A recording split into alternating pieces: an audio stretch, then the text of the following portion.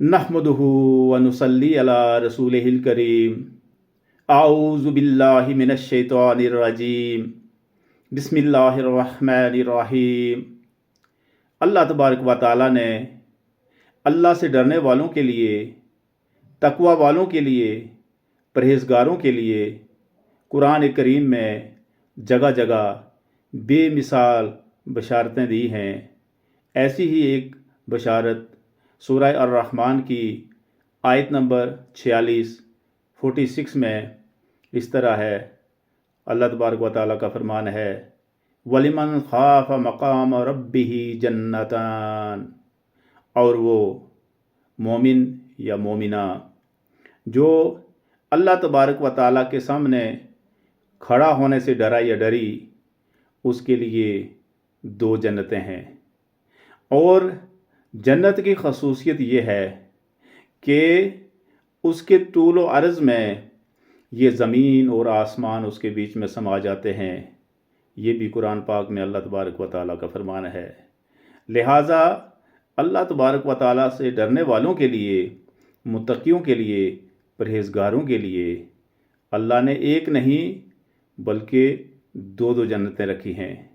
सूरह अर-रहमान का दूसरा रुकू इस आयत से लेकर आखिरी आयत तक, ये सभी जितनी भी आयत में जो बशारतें हैं, ये उन्हीं के लिए हैं जो अल्लाह से डरने वाले हैं। ये सिलसिला आखिर तक चलता है। लिहाजा अल्लाह से डरना कुरान पाक की जो तालीमात हैं, नबी रहमत सल्लल्लाहु अलैहि वसल्लम की जो अहादीस हैं, उनके मुताबिक चलकर, उनके मुताबिक ज़िंदगी गुजार कर यहाँ से जाने का नाम ही अल्लाह से डरना है। और उस दिन को याद करना है कि जो दिन जवानों को बूढ़ा कर देगा, जिस दिन हमल वालियों के हमल गिर जाएंगे, जिस दिन कोई किसी का सहारा ना बन पाएगा, कोई किसी की कोई मदद नहीं कर पाएगा। बाप अपने बेटे से भागेगा, बेटा बाप से भागेगा, माँ बेटी से भागेगी, बेटी माँ से भागेगी, औरत बच्चे कोई काम नहीं आएगा। उस वक़्त सिर्फ अपने नेक अमाल वही काम आएंगे।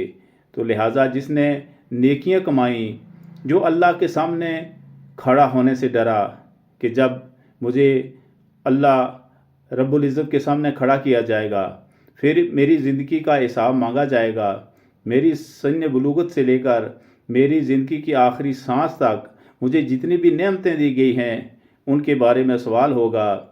मुझे जो कुछ अल्लाह ने दिया उसके बारे में पूछा जाएगा। फिर मैंने अपनी ज़िंदगी में रहकर जी करके इस आसमान के नीचे, बेसतून आसमान के नीचे रहकर, अल्लाह तबारक व तआला के नीचे रहकर, उसके कंट्रोल में रहकर मैंने उसकी बातों को किस कदर माना, मैंने उसके अहकाम को किस कदर माना भी या नहीं माना, कहाँ कहाँ सरकशी की, कहाँ कहाँ ख़यानत की, ये सारी चीज़ें उस दिन सामने आ जाएंगी। ज़र्रा बराबर भी नेकी सामने आ जाएगी और ज़र्रा बराबर बुराई भी सामने आ जाएगी। अल्लाह तबारक व तआला तो माफ़ी मांगने वालों के गुनाह माफ़ फरमा देगा।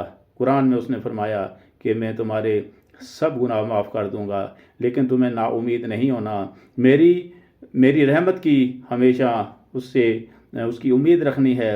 जो नाउमीद हो जाते हैं वो गोया के कुफ़र करते हैं, वो अल्लाह तबारक व तआला की नेमतों की नाशुक्री करते हैं। हम अगर गिनने शुरू करें कि अल्लाह की कौन कौन सी नेमतें हैं, जो फ़ाबिअय्यि आलाइ रब्बिकुमा तुकज़्ज़िबान, हम कौन कौन सी नेमत को जुटला सकते हैं, बेशुमार नेमतें हैं। और फिर इस दुनिया की नेमतें अपनी जगह, उनको हम गिन नहीं सकते, शुमार नहीं कर सकते। लेकिन जिन नेमतों की बशारत अल्लाह तबारक व तआला ने आखिरत के लिए दी है, जन्नत के लिए, जन्नत वालों के लिए दी है, जन्नतियों के लिए दी हैं, उनको तो हम अपने वहम व गुमान में भी नहीं ला सकते।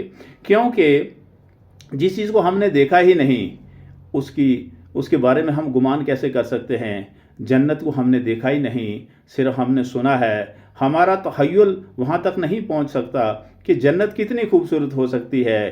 क्योंकि जन्नतियों के लिए जो हूरें होंगी, उनके लिए फरमाया कि वो तो मोती और मूंगे की तरह होंगी, कअन्नहुन्नल याक़ूत वल मरजान, कि वो जो जन्नती हूरें हैं وہ یاقوت اور مرجان کی طرح ہوں گی، وہ ایسے موتی ایسے ہیرے ہوں گی کہ جن کی طرف انسان کی نظر ہی نہیں ٹھہرے گی۔ تو گویا کہ وہ چیز جو کہ ہم نے دیکھی نہیں کبھی زندگی میں، صرف اس کے بارے میں سنا ہے، تو ہم کما حقہ اس کے بارے میں اپنے خیال میں اس چیز کو نہیں لا سکتے جب تک کہ آنکھیں نہیں دیکھ لیں گی۔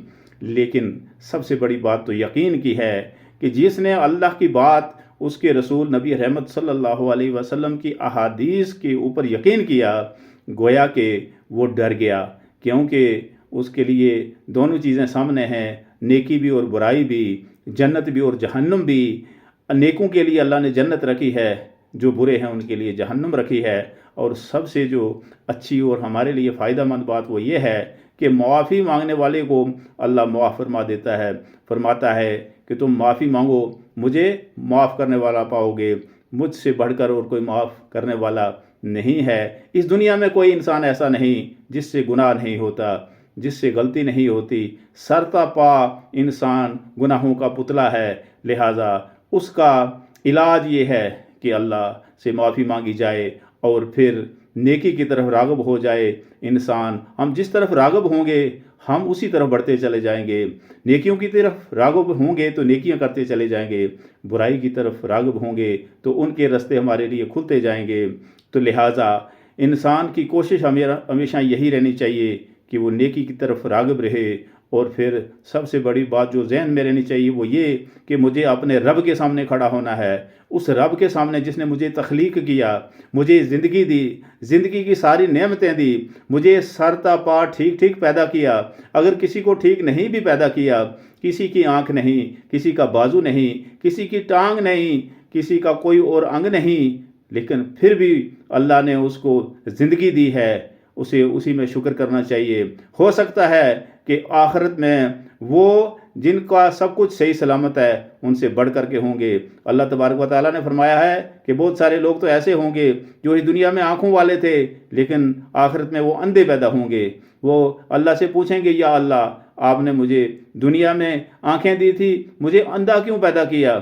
اللہ تعالیٰ فرمائے گا، تو میری آیتوں کی تکذیب کرتا رہا، تو ان سے انکار کرتا رہا، تو ان کے مخالف چلتا رہا، لہٰذا تجھے میں نے اندھا پیدا کیا۔ اور خیال کریں اگر ہم میں سے میں ہی اندھا پیدا ہو جاتا ہوں اور پھر مجھے آخرت کی زندگی، ہمیشہ کی زندگی میں اندھا ہی جینا ہے، یہ نہیں کہ اس دنیا کی زندگی ہے 70 80 یا 90 سال میں 90 سال تک کوئی اندھا رہا لیکن اس کے بعد اس کی موت آ گئی۔ لیکن آخرت تو وہ ہے کہ جس میں کبھی موت نہیں آنی ہے۔ اندھا پیدا ہوگا ہمیشہ کے لیے اندھا رہے گا، اس کی کیا کیفیت ہوگی؟ لہٰذا اللہ سے استغفار کرنی چاہیے ہمیشہ، صبح و شام، دن رات، چلتے پھرتے، اٹھتے بیٹھتے، لیٹے، استغفر اللہ استغفر اللہ استغفر اللہ، کیونکہ